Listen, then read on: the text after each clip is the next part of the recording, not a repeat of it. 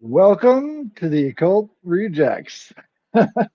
On this episode, I've got a very special guest and some very special co-hosts. I've got Cody from East 10 Productions, and we're talking the Oracle at Delphi. But first, let's go around the room and have everybody else introduce themselves and tell them what they're talking about, and then we'll go to you, Cody. Nick, go ahead. Start us off. What is up? Yeah, Nick, the Occult Rejects, BitChute, Rumble, YouTube. Obviously, it's on YouTube now, and all major podcasts. Thank you very much for inviting me on. I look forward to this conversation for sure. Absolutely. Arrows up. Tell them where they can find you. You can find me at YouTube at Arrows Up, and you can find me on Twitter at Arrows to Eat Those. Awesome. And we've got a Alchemy Mondays, which I'm going to be doing from Oklahoma next week. So it's going to be kind of interesting. So we do that show together. And Cody, go ahead and tell them where they can find you and tell them how they can follow you. Yeah, I'm at East10 Outpost everywhere. I've got a website at east10outpost.com, which isn't live yet, but I mean, I'm literally at East10 Outpost everywhere. So on X, YouTube, Rumble, Instagram, all the places. Some of them are more fleshed out than others, but YouTube and X, find me there for sure at East10 Outpost. Awesome. Now, how would you describe your channel? Because I've been watching your videos and they're just like right to the point. They get right on that topic and then ride it, right? Well, I'm a storyteller, I think, first and foremost. I try and find topics that excite me personally, because people are going to enjoy that more. You read of it, all that stuff. So I dabble with quite a bit of stuff, from esoteric to the ancient past, occult stuff. I'm kind of all over the place, whatever I'm feeling at the moment. But I recently covered the Oracle of Delphi, the 27 Club, and Robert Johnson and his involvement with all that, selling his soul to the devil. And before that, the Legend of Sleepy Hollow. So I've kind of been all over the place lately. Sleepy Hollow. Awesome. Yeah. I saw that Oracle at Delphi video and I'm like, let's get him on. We're talking about it. Any excuse I have to talk about. Absolutely. Any excuse I have to talk about Hellenism, I'm always there. So what do you think the first thing that really attracted you to covering something like the Oracle at Delphi? Well, mysticism in general fascinates me. I talk to a number of people that are incredibly psychically intuitive, and I'm definitely a big believer in people's everybody has that ability to some degree. Like I said in the video, we've all been like, oh man, I'm thinking about so and so, and then all of a sudden your phone lights up and they're calling you, or you're walking to your car and you've got a song in your head, and then you get in the car and the exact song you're thinking of is on the radio. We've all experienced those psychic synchronicities, and then some people can actually tap into that, follow those patterns more, and tune that in. So that's kind of been a pattern in my life lately that I've been following personally and watching other people follow. So the Oracle of Delphi video just seemed like it fit perfectly. Very good. Yeah. I personally think that there's so much we can learn from the mystics of the past and how they influence society. And the Oracle was one of these places that had this huge influence that people really don't see today. No, it was unprecedented then and now, even. With the exception of, the emperor or the king. I mean, it lasted hundreds of years, and as their political dynamics fluctuated, the one thing that didn't fluctuate was really the second seat of prominence was the Oracle seat. No matter who the ruling party was at the time, they went and consulted the Pythia.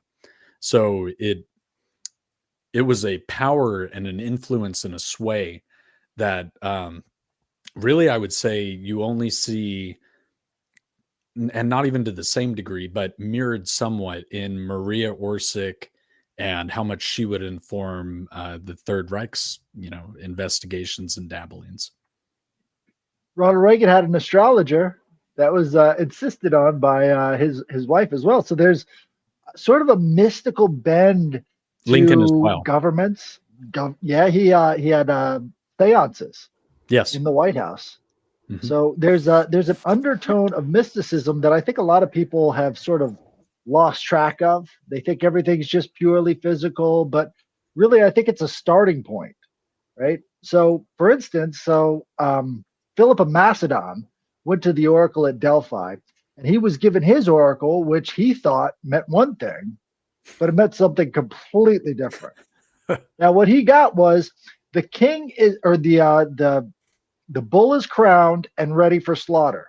So in his mind, right, because one of the main things at the oracle at Delphi is know thyself, and you have to know yourself and where you stand in the world for these oracles to make full sense to you. So the oracle he got was the bull is crowned and ready for slaughter. He thought that meant Persia. He thought Persia was the bull. Well, 2 days later, he found out the hard way. He was the bull. Yeah. He got murked on stage in front of everybody. And this actually started the rise of Alexander the Great. So from that point, it was a shift from the father over to the son. And they found, I think in 2015, they found his body. Oh, they knew it was his because he had a spear inside of his leg. And they had talked about that in the histories about how Philip of Macedon got speared in the leg. So it's pretty interesting. They still haven't found Alexander, though. They haven't found a lot of very important and prominent people, and I don't know how we don't know where they're at. Right? Well, I think it's a common thread. The more precious and otherworldly these characters are in history, like especially with the giant bones and things like that, the more irresponsibly they're treated. You know, think about Einstein's brain, for instance, right? They chopped that up and sent it all over the place. But it seems like the more special the artifact, the worse people treat them. Well, I think there's also an intentional, they use it to kind of muddy the waters, right? Like the conspiracy theorist label is used to just soften the conversation and get people to look the other way. If they can mystify something, right? They can claim that it was just legend. It was just them romanticizing. They can suck the true and incredible power that these people had. And whether it was mystical power or not, it became that regardless, right? I mean, these people inspired nations, great armies, great moments that tilted history permanently. That's mystical, no on any regard, you know. Even if they did it with no magical powers whatsoever, the end result is pure magic, and these people accomplish something that very few characters in history get to accomplish. So if they can mystify those characters and make them out to be just that, just characters and not people, it removes the possibility for the rest of us, right? It eliminates the actuality and makes it just romanticization. And I think that, you know, subconsciously is then humbling all of us as a species. Oh, we can't rise to these heights. We can't perform these amazing feats. These are just fantasies, men of legend. But no, they weren't. And the feats they performed were extraordinary. Right. And that was one of the special things about the Oracle as well, is everybody was allowed to go there. Everybody was allowed to read their Oracle. And so it wasn't just kings. It wasn't just these emperors. It wasn't just these high figures. Everybody could be there. And it was, you know, access to this sort of mystical understanding for everybody. In fact, out front of the Oracle, they would have these beans that they would paint white and black. And so you would ask a question, reach into the bag and pull out a bean. And based off of whether it was white or black, you'd get a yes or no. So they had sort of a whole mystical practice going on there. And there were actually wars fought over this place as well. Yeah. They had the 5 sacred wars where you had this tribe that was acting as a proxy for Athens near there, seize hold of the Oracle and start funneling all of the money into their own pockets, right? And, you know, shaking down all the pilgrims going to the site. Philip of Macedon specifically said, no, that's not going to happen. So he actually waged war against them, ended democracy in Athens. And then once they actually used Apollo as a symbol for their fight in battle. So he had all of the troops put on the wreath as they went into battle as a symbol for, you're not going to fuck around with Apollo anymore, because he was the god of Delphi. Yeah. Yeah. It's, and you touched on something that was actually, as far as I know, completely unique throughout the old world. The Oracle at Delphi was the only mystic everybody could go to anywhere, as far as I'm aware. South America, North America, all throughout the ancient world. Connection to divinity was regulated to either the shaman class or the ruling class. And it really, as far as I'm aware, was only Delphi where everybody could come and be on equal footing with the Oracle. So that in and of itself is a pretty special characteristic of it. Did you guys have any questions? Nick? No, so far, no. Well, I think what's interesting too is the expression of philosophy there as well. So all of these characters in Greek mythology and their pantheon were transferred over into other symbols, into other aspects of life. They became sort of like a memory palace. So anything that was associated with Apollo got called Apollo, and anything associated with these other gods or goddesses, they got called that too. So you had the snake, which was one of the primary symbols at Delphi. That was the serpent that Apollo slayed, right? And then you also had the Omphalos, the navel of the world. Like, this was where Zeus sent out his 2 eagles to encircle the planet, and then where they crossed over again, that was supposedly the navel. That was the place that was going to rule everything else. So the Omphalos stone was something that I found kind of interesting too. And you were mentioning that in your video. Yeah, and something I actually didn't know is for a pretty damn long amount of time, like 200 some years, historians actually discredited the accounts of the past and propagated that all of it was completely romanticized. There wasn't fissures in the ground. There wasn't vapors that were emitted from the earth. And it was literally that way until the early 2000s. I had no idea. That's horrible, though. Like, that's hundreds of years of accounts from people just thrown out the window by, semi-modern academia, which is pretty wild to me. But yeah, it's supposed to be the last person to do that, right? I mean, it literally, the early 2000s is when it was like finally confirmed that, like, oh yeah, there were these vapors, and they would have produced some hallucinogenic qualities. So it's the whole lore of Delphi is still actively unfolding and being confirmed. And I think that as people kind of awake to that latent mysticism that I think is in most people, we want to be curious, right? We want to be mystified. We want to think that things are magical.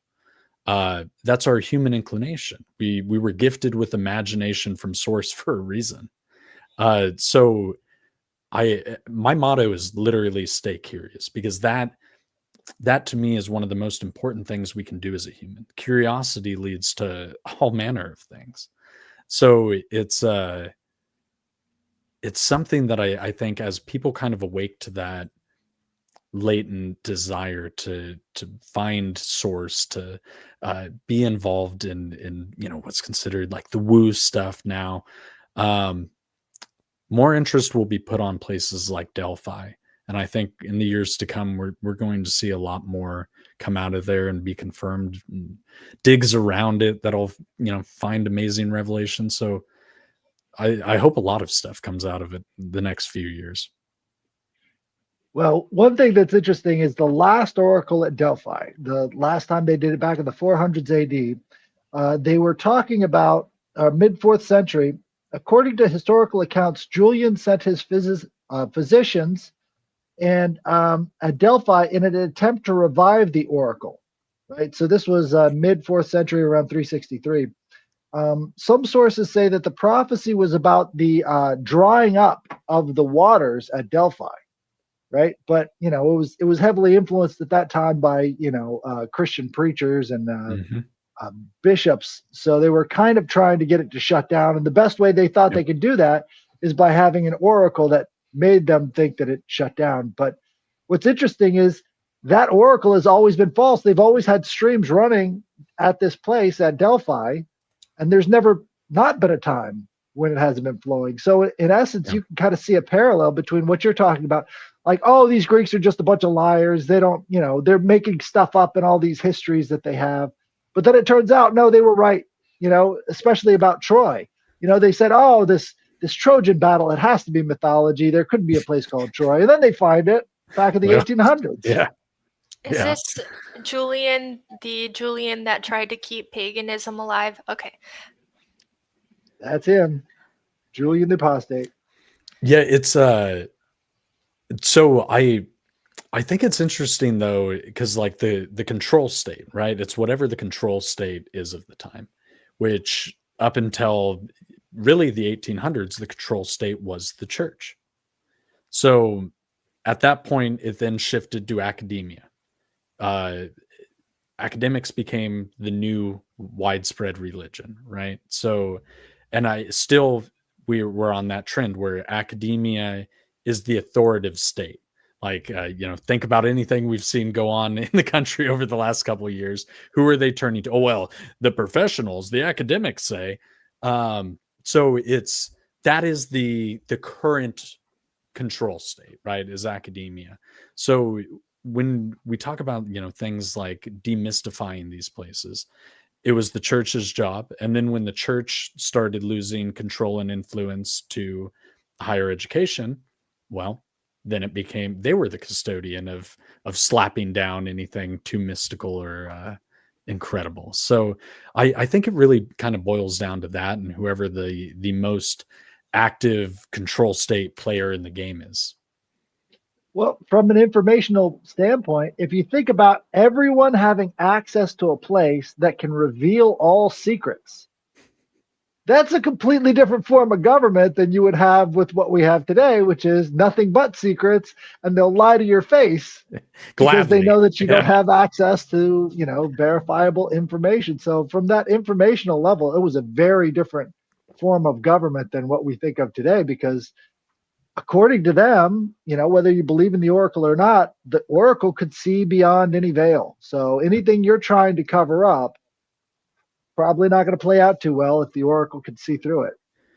Well, and I wonder what the internal dynamics of that was like, because if you had the kingship actively believing genuinely in the power of the oracle, that would change the manner in which they present themselves and live and all of that stuff. They would have to, because they would be believing that somebody was going to see through them. Or the flip side of that is it was always a control medium, and they actively used it and put people on the seat who they could use and puppeteer as a tool. And which it is, with the benefit of hindsight, it seems like the oracle did have something going on there. But at the time, I wonder how they viewed that dynamic. Well, I do see a parallel, because Athens was the one democracy in the entire region. And they're the ones who paid a proxy army to go to war with Delphi to kind of shut it down and control all of the people coming and going from there. Mm-hmm. And if you look at what America's doing today, we've got proxy armies all over the world trying to shut stuff down.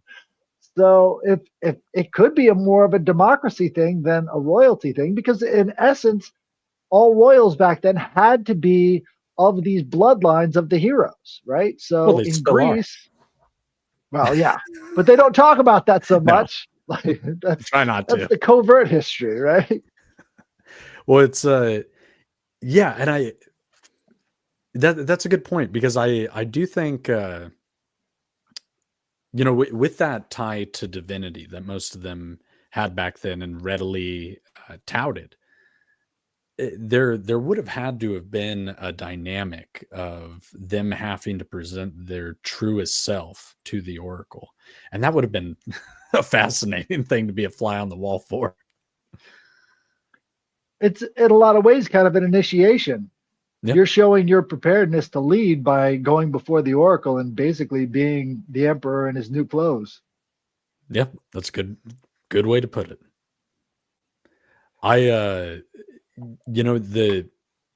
Some of the things that I didn't know were like how the Pythias would actually interact with the vapors and stuff. Because that's always like I've always known the lore to it.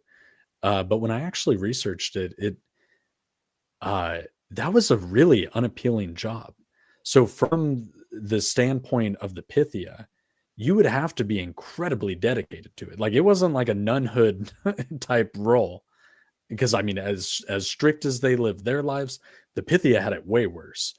So there would have had to have been, I think, you can't rationalize any other way, a very, very serious internal pull and desire and trueness from at least the Pythia's standpoint to be able to rationalize all of the horrible shit that they dealt with as a result of being the Pythia. Right. And they did change some of the requirements Mhm. between ages, right? And you had Yeah. early on, they had to be these young women, right? Very, very young. And then later on, they just said just has to be a virgin, can't have a child. 30, well, specifically, it had to be 30 or later after, I think, the sixth century, maybe. It was pretty early on, but specifically, it did become 30 after a series of pregnant Pythias and kidnapped Pythias and assaulted Pythias. They were like, this isn't working out good. So it was then a virgin, which just meant no birth, and over 30. But like the tests they would do for that were also like terribly humiliating. So you would have had to been like very serious about your desire to be the psychic oracle to get this job, because absolutely nothing was in it for them, as best as I can tell. And wasn't it other oracles that picked these the new ones out?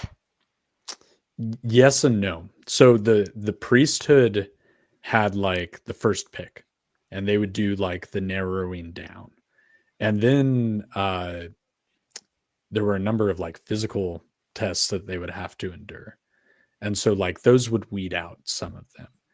So like for the very small batch you had left, the current Pythia did during certain times have more sway on who the next Pythia was, but not always.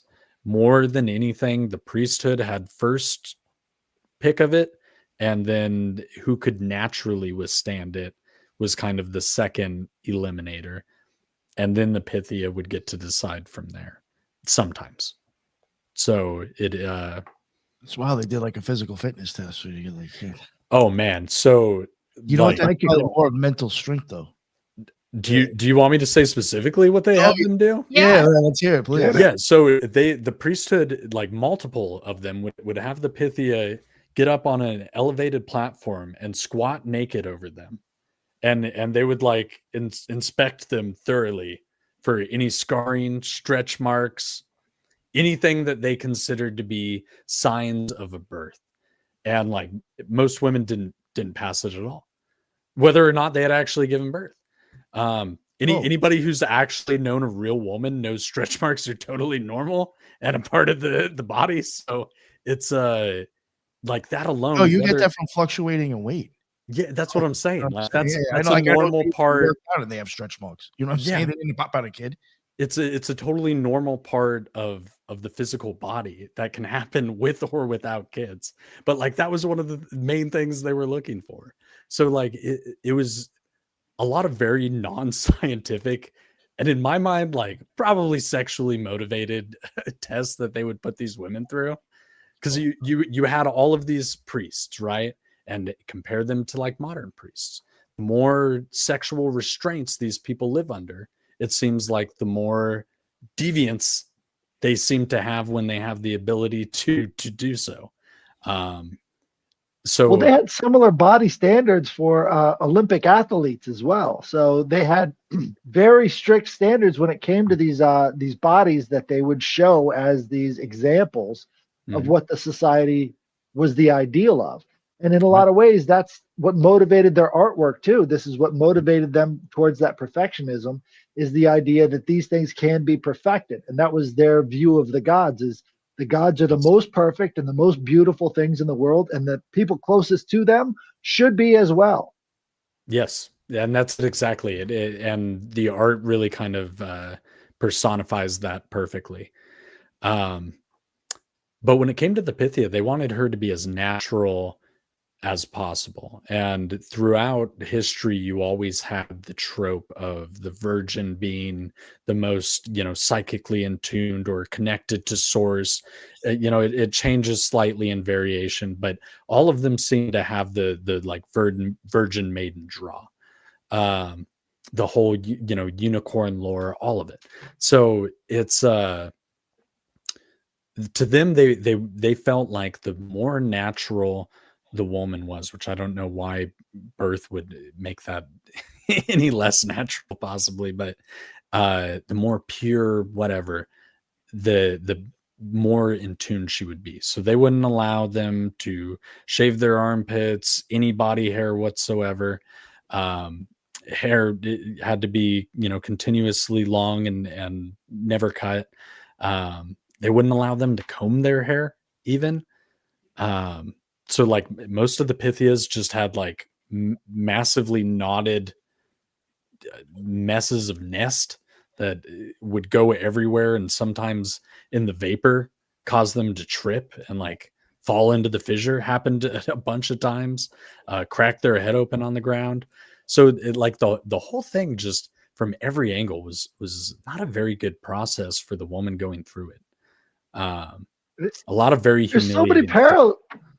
There's so many parallels between that and like what I see happening today. Like hair is often associated with like divine attributions. Like you can tell certain things about a person, where they come from, through looking at their hair, as well as like witches are always known for having really long hair. There's something about this. Yeah.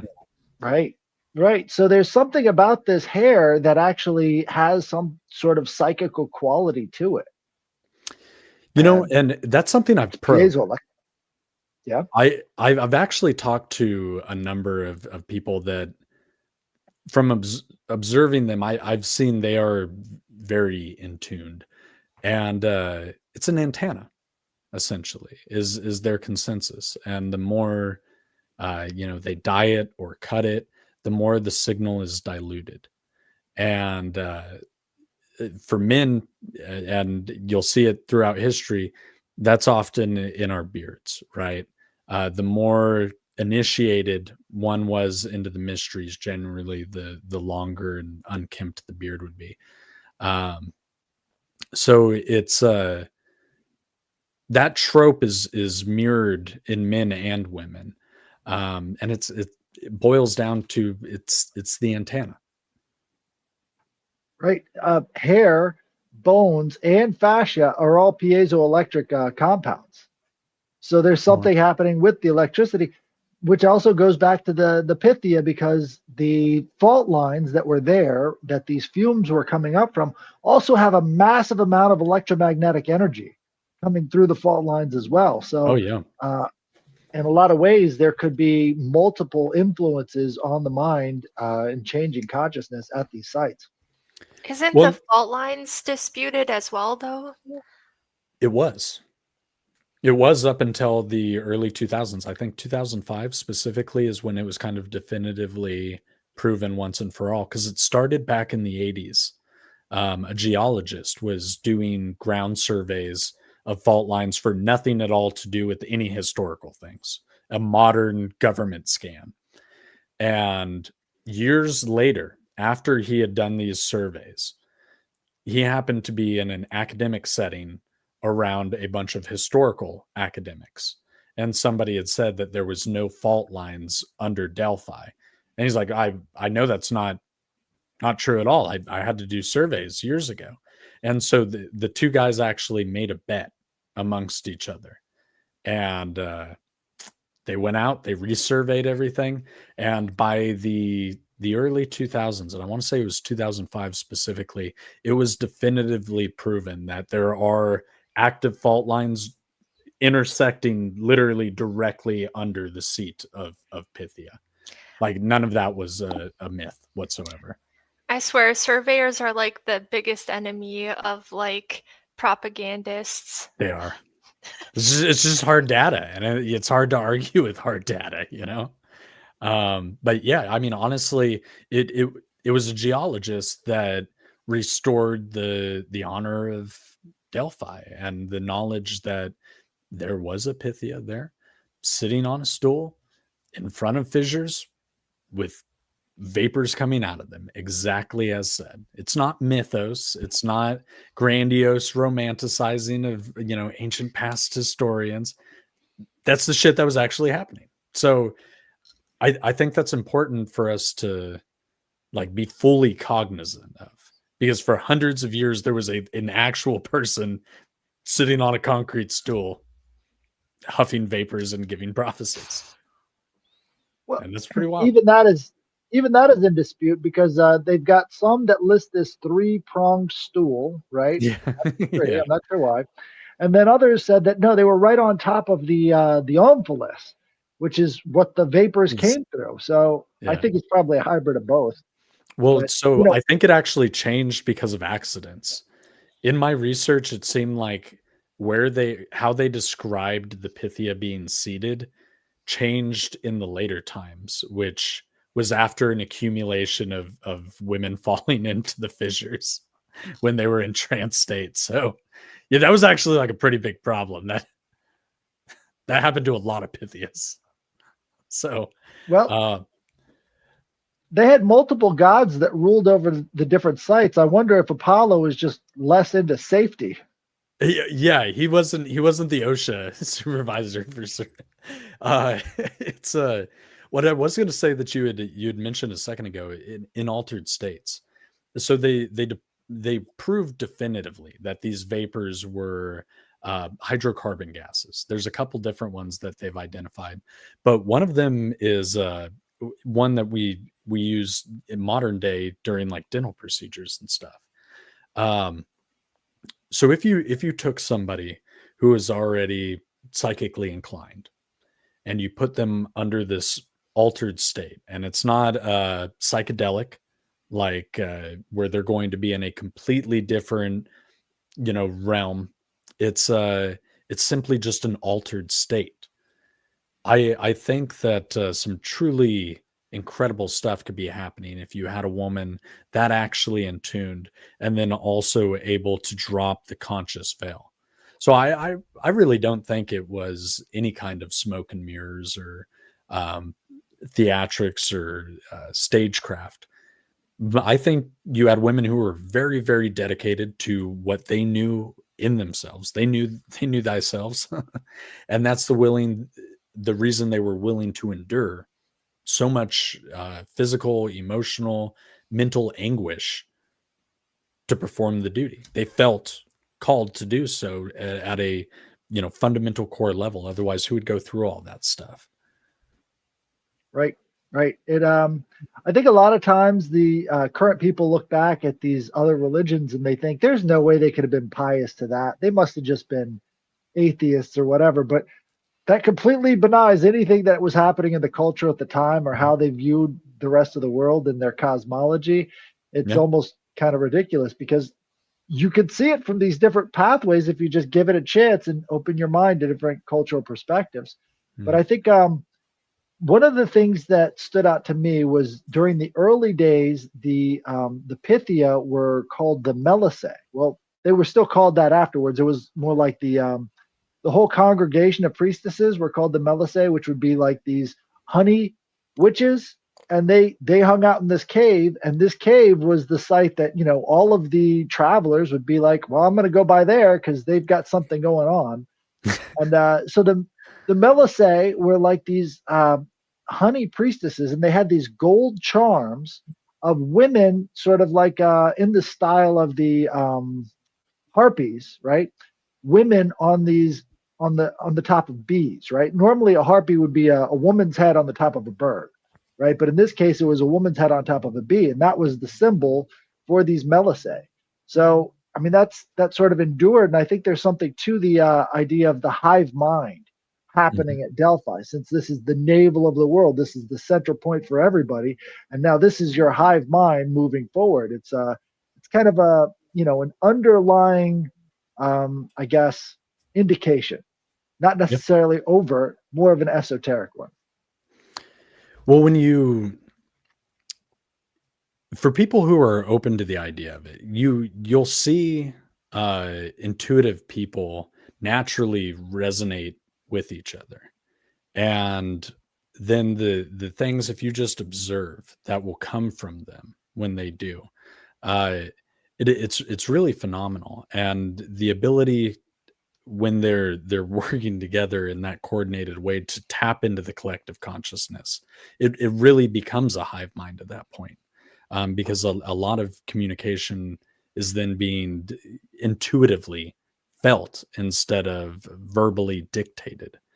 And to have people kind of in sync in that way is a very potent and tangible thing that you can go on any social media, and as long as you can find those woo circles, you can just watch it unfold, and you can see proof of it all the time.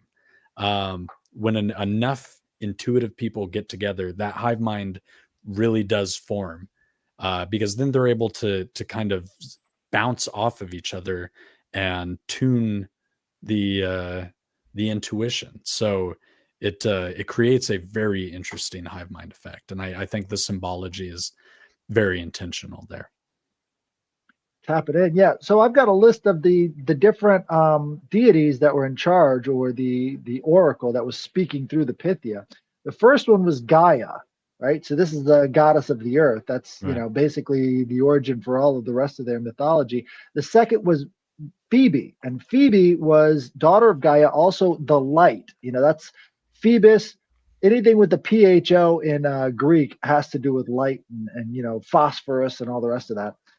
Themis, this is the one you see out in front of the courthouse, the one with the blindfold on, the one with the sword, the one with the scales. She was the third oracle at Delphi. She was also the one that was in charge of the bringing humans back after the flood. So they had a flood myth too.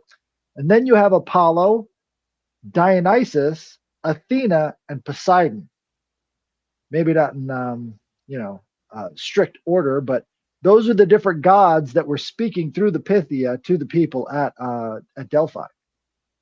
Yeah, and so what's interesting is they would like the gods would take breaks sometimes, even, which I found pretty interesting.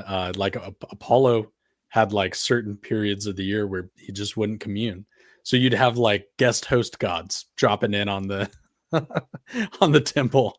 And what's interesting is, like, during the time of Apollo, of it being a temple of Apollo, when Apollo was not in session and you had a fill-in god like Athena, the rate of travelers and pilgrims was substantially lower.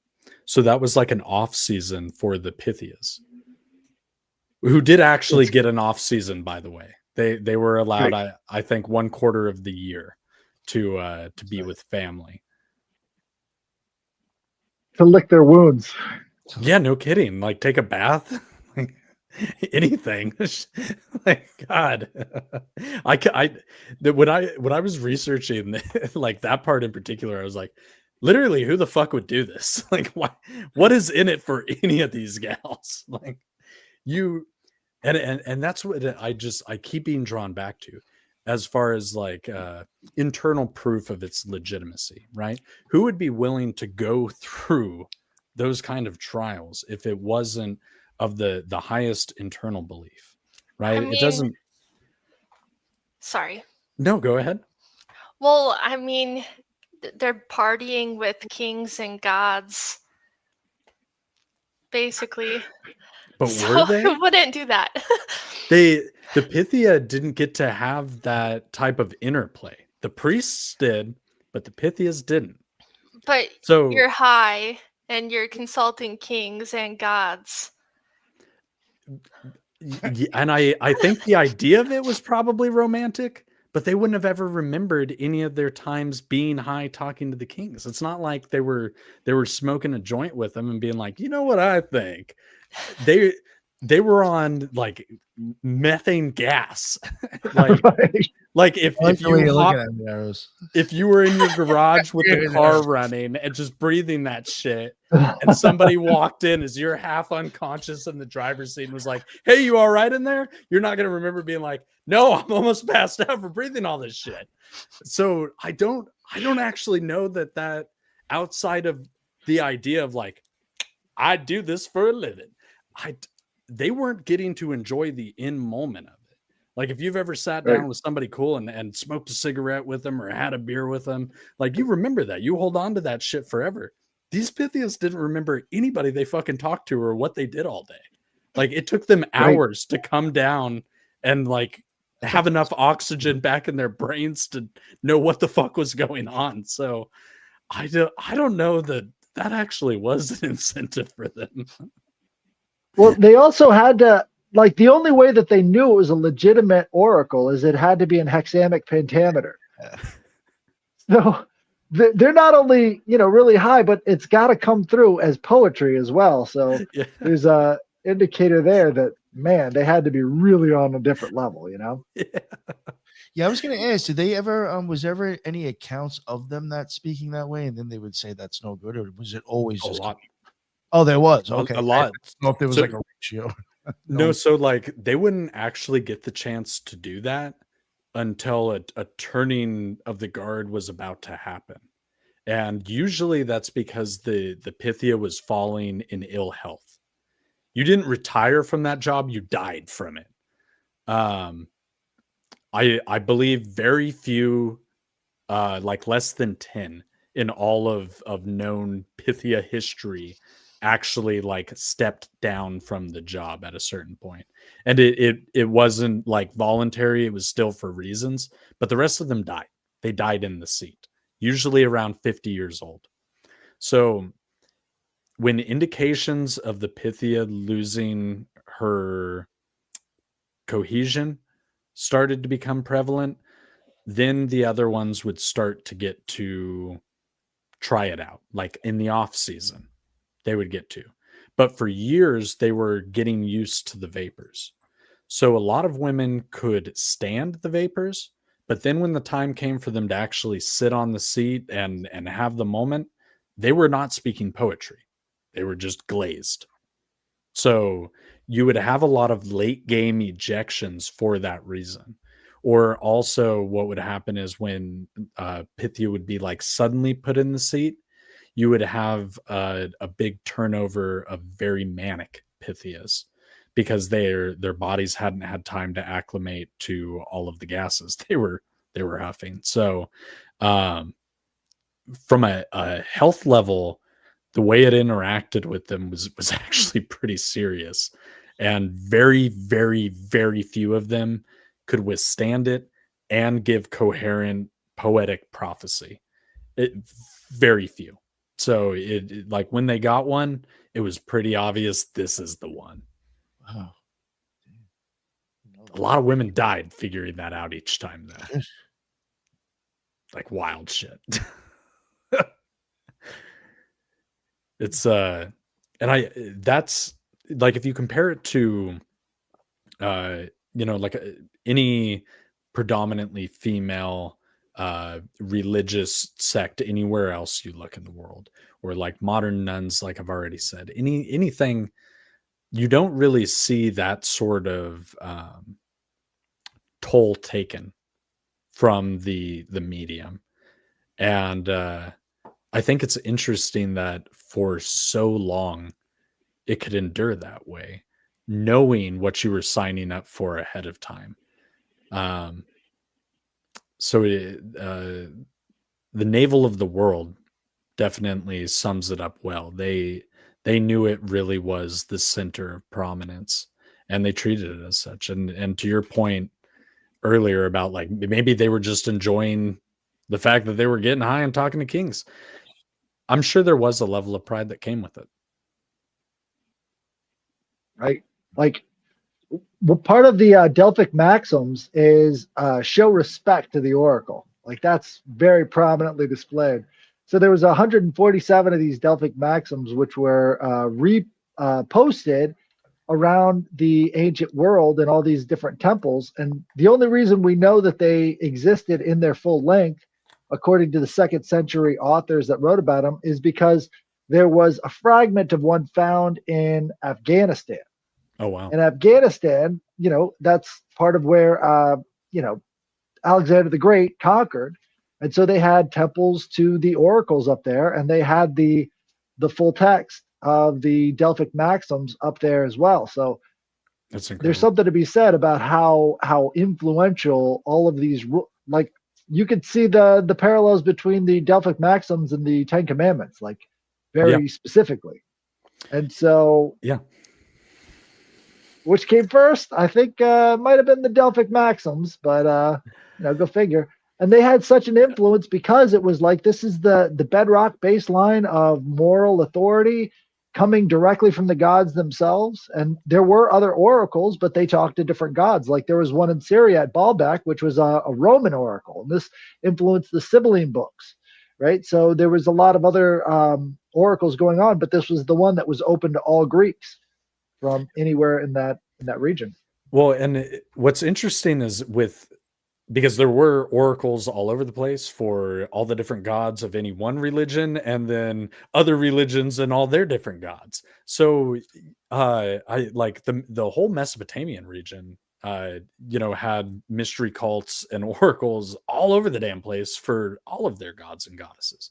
So like you had that happening in the modern Middle East, you had that happening over further into Europe and stuff. So it's the spread was far and wide, but the center of the earth was Delphi.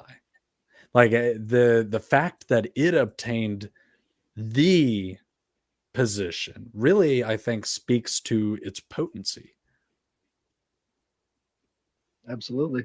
And as a political symbol, it, survives even to this day. I mean, you've got companies named after it, the Oracle and all the rest of this computer technology always harkens back to the Oracle at Delphi. It still occupies sort of a seat of power within the mind today. Well, in the same way that Gilgamesh obtained immortality, right? Like a lot of these people have lived on through the legend they created. That was the immortality that they obtained. And I do think there's something to be said about that. And the symbols they continue to inspire. Those things haven't ever left us. I think they've just gone dormant in the public psyche a little bit. Until you got to rebrand your company, then you go straight to Greece and you use one of those names. Yeah, exactly. Like need a government building? Greek architecture. New courthouse? Step that Greek architecture some more. Like, yeah, it is the most, I think, plagiarized and abundant well. But I think that's because they were great plagiarists themselves. So, like, it's just a continued recycling of greatness and honing in on what truly connects us as humans to source. That's things like fine art, exploration of the mysteries, the things that naturally inspire us as humans, connect us back to source, right? So I do think that there is a good and practical reason, but I think there's also more esoteric reasons why they do it as well. Absolutely. I have a question. So calling it the center of the earth, or, I guess in, like, some people would say where the North Star, shines down on the earth would be that point. Is there anything significant other than the fault lines? Like, is there anything in the stars or anything super significant other than the fault lines that could indicate that this spot is special? I know that there's like limestone, like stuff like that, but like anything else. So, according to Plutarch, I believe before there was ever a Temple of Apollo, uh, the locals regarded that exact area as incredibly important because goats would apparently go up to it, breathe the vapors, and the goats would start reciting prophecy. So you had talking goats apparently before there was a temple, and then of course there was the mythos, like was said earlier, of the eagles flying around the earth and crossing path at that exact point. So it was reason that must be the center of the earth if they were let go at the same time, and that's where they recrossed. So you've got the mythology, and then you've got local lore. But as far as I'm aware, there wasn't anything astrological about it. I don't think they knew of any specific electromagnetic properties going on there. I think it was just a combination of local lore and then biblical lore for them. But in the retreat of Apollo, they would always know that he had retreated back to Hyperborea with the appearance of Lyra and Cygnus in the night sky. So the Lyra, obviously the harp, that's the symbol of Apollo, and Cygnus being the swan, being the symbol of Zeus. So I think they were very heavily connected with what was going on astrologically, with what gods were coming and going from the site. Yeah, and so I believe that influenced their cycle of when Apollo was in session or when Athena was in session. But as far as I've seen, I don't think it originally influenced the actual location. Do you know of anything? Have you heard to that effect? There might be some sort of asterisms, but it wasn't like the Egyptian, pyramids where they were all lined up with the sky as well. I don't think there was something like that, but Mount Parnassus is very important for when it comes to Greek mythology and all the things that happen there and all the things associated with it. Oftentimes, these places are really close to mountains. Mount Olympus and all Mount Ida, for example. So they were the Titans, oracle, right? Having the oracle at the cave is the unification of the sky and the earth. These are the places where all these forces sort of meet. Yeah, and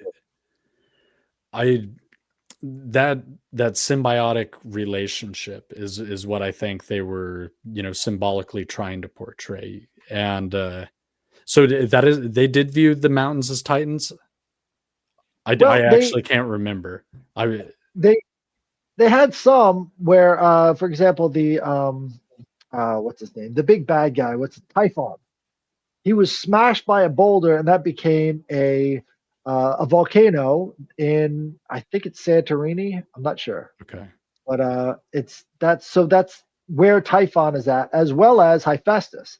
So Hephaestus's workshop is under that mountain as well. So there's lots of different mountain indicators when it comes to that sort of factor. But all of the locations that they talk about in Greek mythology are holy sites to their religion.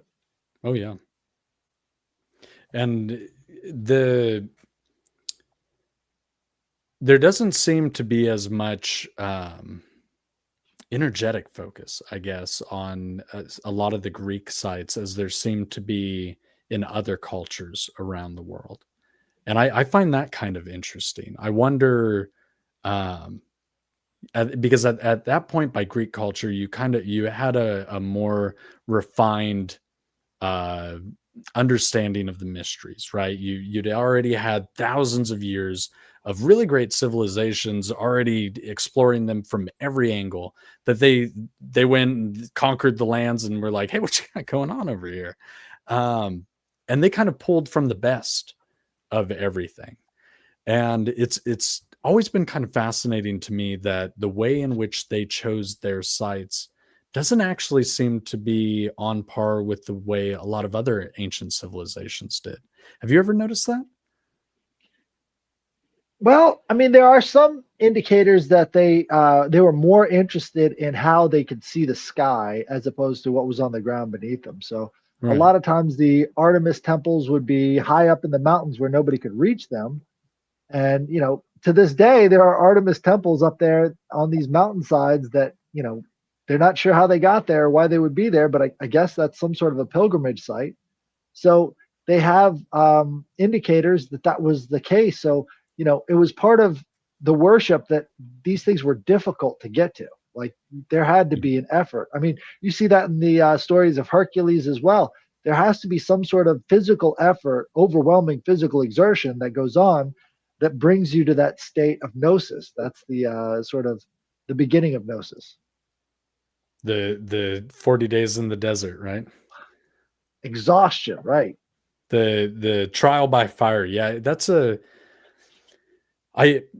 it's a repeated trope, but I do think there really is something to it. I mean, anybody who's ever been through that kind of ordeal knows, yeah, I mean, it really does bring you closer to yourself and to this planet and to source.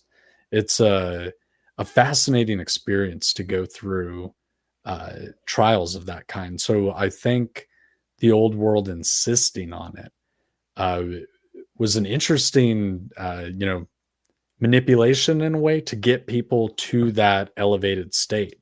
But maybe a necessary one. I don't know. Maybe you can look at how things are going now spiritually for our species and say maybe we should still be hooky dooking people into walking up 100 flights of stairs to go to church. Probably be good for our overall fitness level too. Absolutely. Look at the energy level of the Greeks, man. I mean, they built all that stuff in like 400 years. So they had so much energy, they had to create games to do something with excess energy. And they had more feast days than actual work days. So they're building all that stuff. What are we doing with our lives, guys?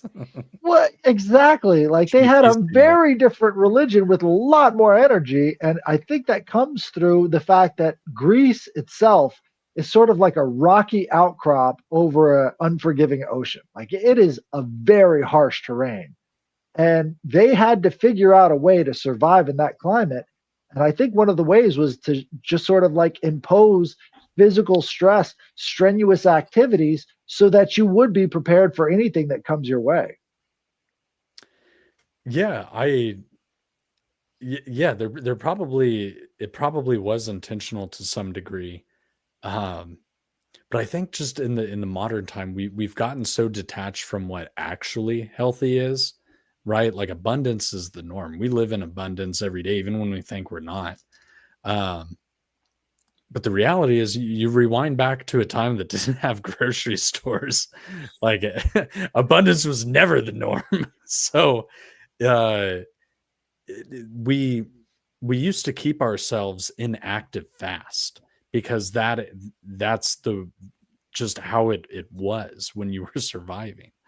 And the health benefits from that, the psychological benefits from that,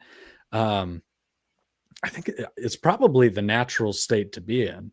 And now it's hard not to, have your breakfast, lunch, and dinner and snacks in between. But like they were much more connected to the earth back then.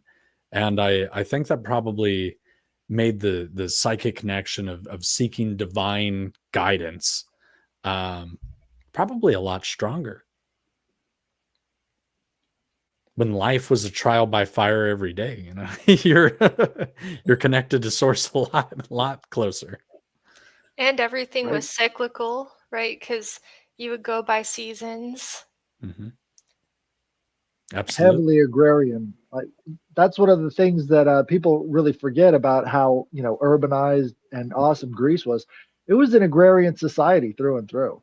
Well, everything was agrarian pretty much until 200 years ago. But right. Yeah. It's easy to forget that when you see the Parthenon. Yeah. Well, it is I think a lot of times when people look back at the past, they're projecting our modern framework onto it. And so like maybe we can give the academics a little leniency here on why, you know, they'll insist these things are mythos, because it's hard for a rational mind to detach from what we can tangibly see and feel and test. When you're diving into the ancient past, it's not tangible, right? You have to be imaginative at that point. You can read things they wrote, but you still have to imagine the actualization of that. So when you have people who are strictly analytical, trying to wrap their head around something that can't be quantified that neatly, you know, maybe that's where some of the dismissiveness comes.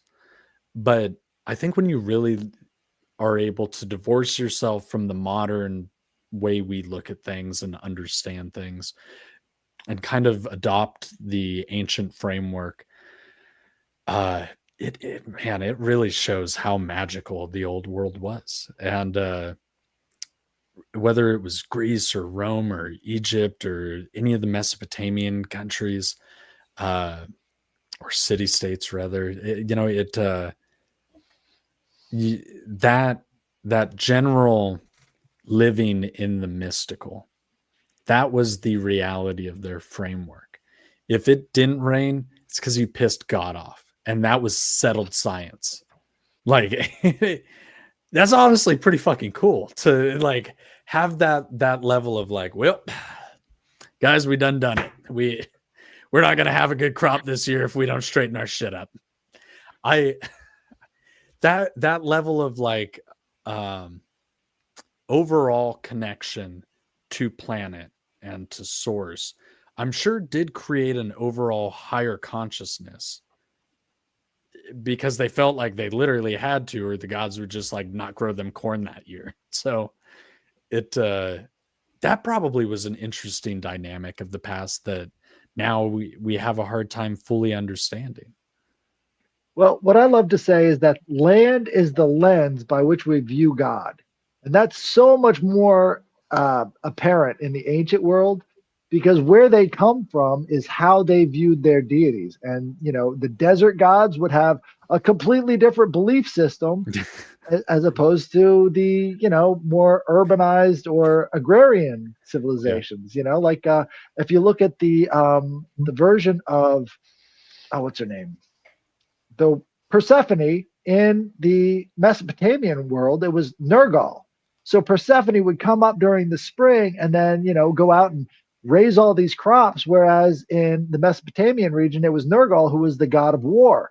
And so they would go out there and steal everything from their neighbors, because that was the springtime, and that's what you did in the springtime. Yeah. Yeah. And, you know, depending how harsh the region was like how unforgiving their god was also. Which I think is pretty funny. They're like, oh, our god's a dick out here. You guys got it good.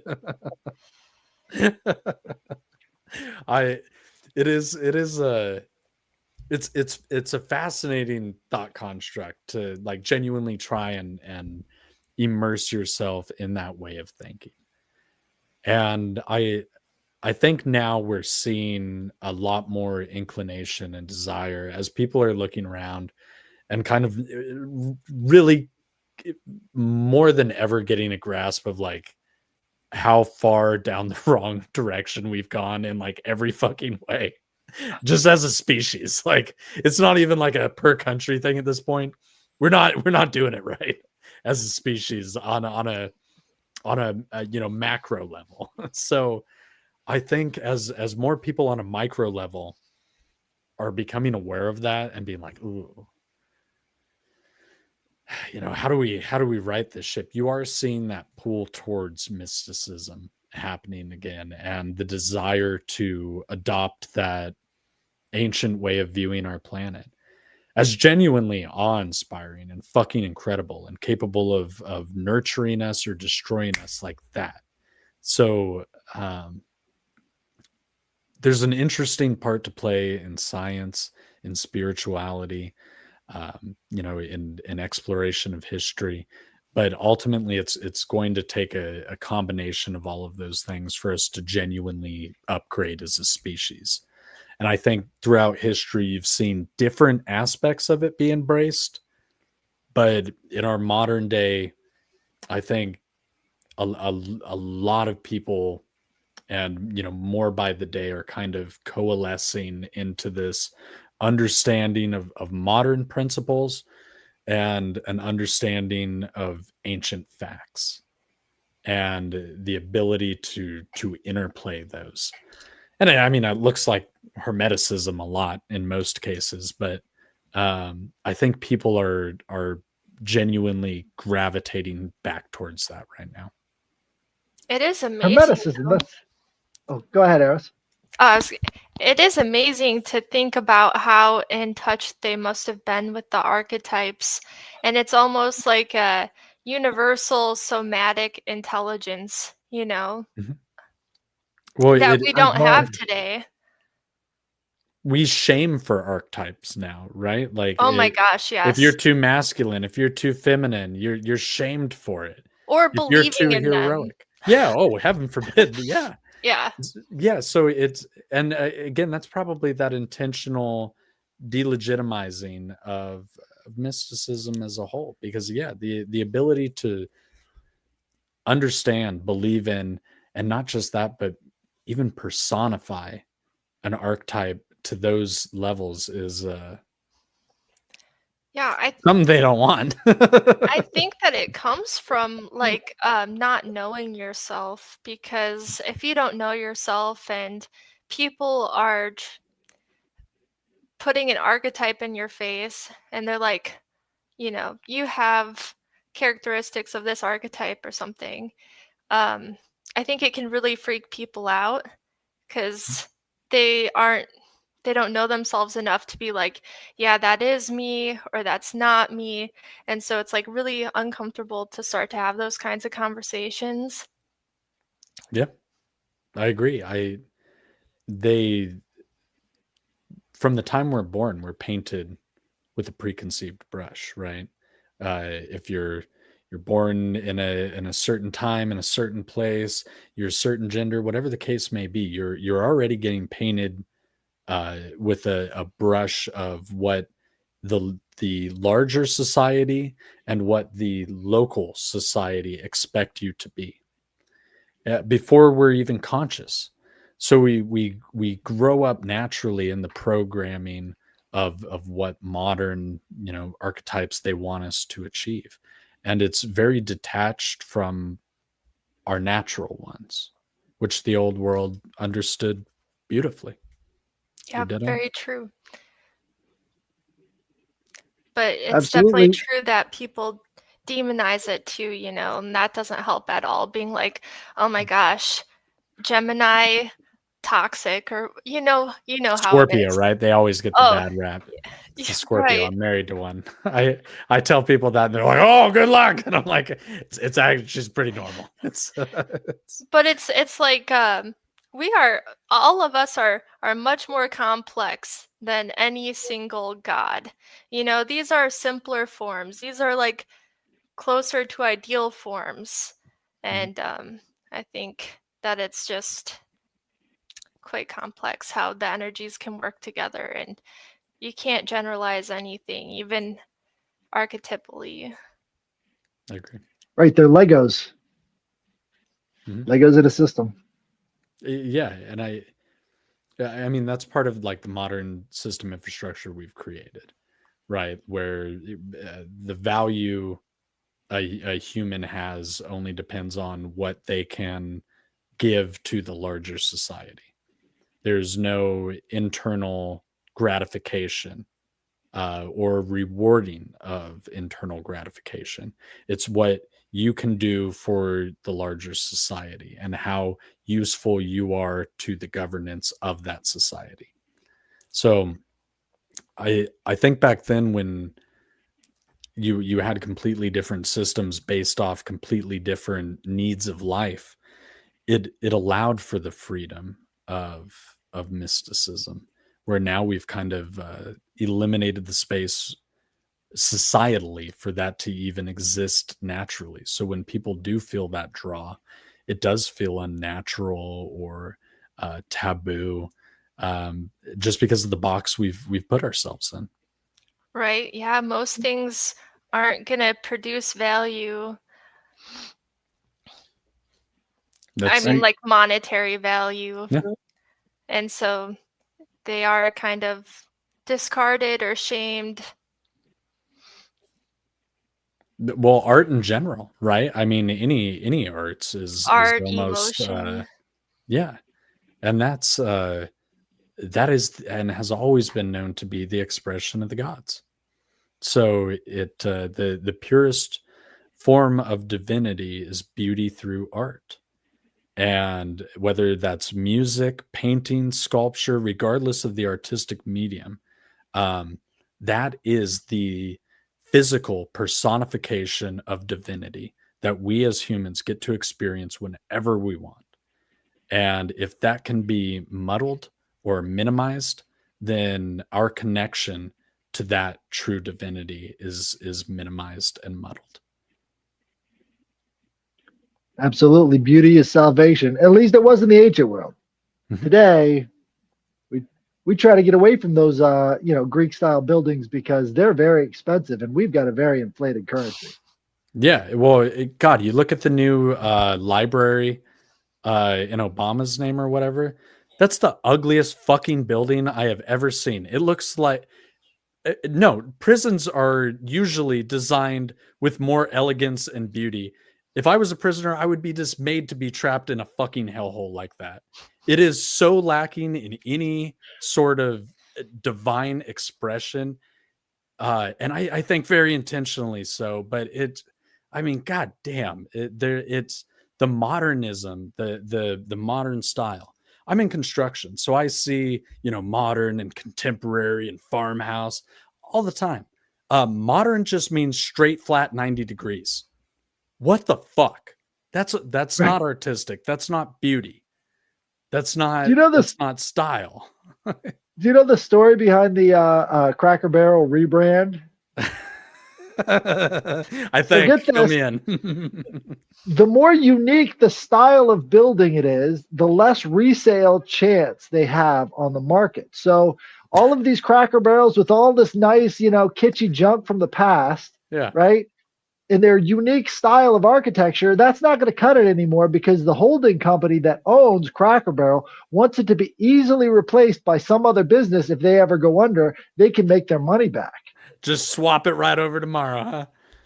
There you go. Well, I mean, that's the eat your slop pig mentality that I think societally we're being fed as an attempt to remove us further and further from source. The more they can take beauty and wonder out of the things we can tangibly see, tangibly feel, tangibly hear, the more demoralized we are society, the lower the collective consciousness, the easier control, right? When you're in a state of hurt, of need, of desire, you'll turn and you'll trust easily. Whereas if you're in a place of empowerment, well, that ain't so easy. You're more inclined to be like, is that best for me? Because you know what? I'm feeling pretty good internally. And I'm not sure that what you're saying actually savvies with my well-being. But if your well-being is already in the shitter, well, anything they say, any slop that they feed you will be that sustenance, that hit that you need to subside a little longer. And I think that's the goal, the general slow ticking away and removal of all those artistic and mystical aspects that made our ancestors so connected to divinity. And today is as we see around the world, people are losing their way from divinity. But that there's always the kickback effect, right? The boomerang effect. And that's what's happening now. And I think that's cool. So it's fascinating to witness in real time. That's for sure. It's so true though, because beauty has patterns and it inspires dialectic and it inspires mirroring and that's a big way that people get to know themselves. That's actually, I guess, what my username means, arrows up. Arrows is a ladder. That's cool. I like that. It's like music for me is a big one. I find music profoundly connecting to source, and what I vibe with in the day depends entirely on how I'm feeling. My music range is very eclectic, and I'll bounce all over the place depending on what I'm receiving from the universe, how my energy needs to be for the day. And then I use that music as a tool to empower me and feel that thing I need to be feeling. And that's a powerful drug. And it's a pure one, right? I mean, that's the beauty of music, has the power to empower me to do more than I would have if I just went my day without it. And you can take that and apply it to whatever example speaks most to the individual. And it's true, like the Great Pyramid. Imagine walking in front of that thing every day as an Egyptian regular, 5,000 years ago. Would you have not looked at this man-made mountain and just been in absolute awe and wonder of what is possible from God, from you, just as a oneness? You would look at that and it would inspire you. It would empower you. It's an interesting thought that, now that is being intentionally removed. Right. Well, as we get more connected and as the internet spreads more information and more translations come out, these ancient ways of thinking are going to have a much bigger influence on today's society than we could have expected, Oh, yeah. Well, and like I mentioned a minute ago, I see Hermeticism in a lot of different forms appearing in people, and some of them will call it that. Some of them are only attuned to parts of it, but there is, I think, a growing understanding, just as a boomerang effect, of how important these connections actually are, and finding a roadmap to get back to them as more of those roadmaps become available, because different theologies are going to appeal to different people, right? Like we all want our individual flavor of ice cream if we're going to eat ice cream. So I think there's so much profound knowledge to be had, regardless of what ice cream flavor you want to bite out of. If you're taking an earnest bite, it's going to be fulfilling. Absolutely. Do you guys have any more questions? I think this has been a great episode. You can go around the room and guys, tell them where they can find you. Go ahead, Eros. Well, I guess I did have one question. So the oracle at the Temple of Apollo, right? There was all that limestone around it, right? There was another type of stone as well, and that I can't remember.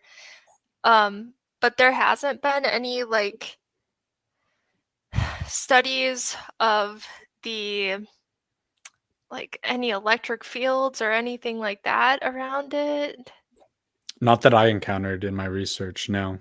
And that's why I say, like, I think it's very interesting that like in South America and in Egypt, they seem to have a very, and in North America as well, in the mound culture, they seem to have a very in-tuned understanding of energetic node points that I'm not sure the Greeks either valued or understood. I don't know which. They might have valued other things over those energetic points, and maybe that's why they seem to have less prominence. I really don't have an answer for that, but as far as I could tell in my research, no, there hasn't been any sort of energetic science or data recording done on the site, which is kind of interesting. You would think they would want to know if there's any interesting magnetic properties there. Or maybe that's too woo for science to even consider right now. They might not like the answer. Well, right. Yeah. They're like, oh shit. It's like all those like 108 other sites we have that are sitting somehow inexplicably right on top of an energy node. Right.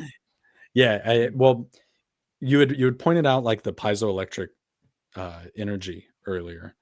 And like, even with my incredibly like very incredibly narrow understanding of how energy is created from geology, when you're at an active fault point, that friction is always going to be a place of high piezoelectric creation. And that's why the pyramid's construction is designed in such a way that as the earth moves, the stones are very subtly, the limestone is very subtly interacting with itself and creating that piezoelectricity. So absolutely it would have been occurring, but I don't think it's been measured for. Okay, I guess I had one other question. Okay, Apollo, right? He's the main guy. So for divination, I guess Apollo is an interesting pick. Would you think that's because like a shared consciousness can lead to an unfolding of divination, of seeing how the patterns unfold? I don't know if that question is well relayed, but well, you're right that Apollo is a really interesting choice, and I don't know exactly why, because like to me in my mind and like our understanding, like I would want to talk to Athena. I would want the goddess of wisdom telling me what's up. So I don't. That's actually a great question. I'm gonna have to dig into now for my own curiosity. I don't know what made Apollo the psychic draw. I got the answer. Tell me. I would love to know. So Apollo is most commonly seen with his consorts or his group as the Muses, right? So the 9 Muses are the followers of Apollo most closely, and so these 9 Muses would be calliope, right? Music, and you've got dancing, and you've got these other forms of inspiration, right? Inspiration, that's how you take the god in, and from that inspiration, you achieve a certain kind of gnosis. So you'd have all of these things like music and these other influences being used to achieve that divine state of madness, and then let Apollo or the words of the god flow through you. And Well, he is the that god makes of sense. music as well. That And that's healing. well, that ties in to a lot of what we've talked about. So that's very interesting. I didn't know that. That's cool. Yes, indeed. Well, the mother of the muses is Mnemosyne, which is memory. So memory is the birth of all of this inspiration. So it's through memory and the access through the memory that you can actually achieve these things. And Nick's been talking about the Memory Palace with his work on Giordano Bruno, which is also like a extension of that Hermeticism as well. So there's that Hermetic thread throughout all of it. Yeah, that's cool. Did you have any final thoughts? Anything to say about that? Yes. All right. Well, this has been awesome. Well, this has been another Occult Reject / Headless Giant podcast. And thank you, Cody. Tell them where they can find you. Well, I absolutely had a great time getting to come on. Thank you guys. And you can find me at East10 Outpost. Anywhere you social media online, I probably have a profile there. So just at East10 Outpost. Awesome. Thank you guys so much. And we will see you again next time. Thank you. Thank you.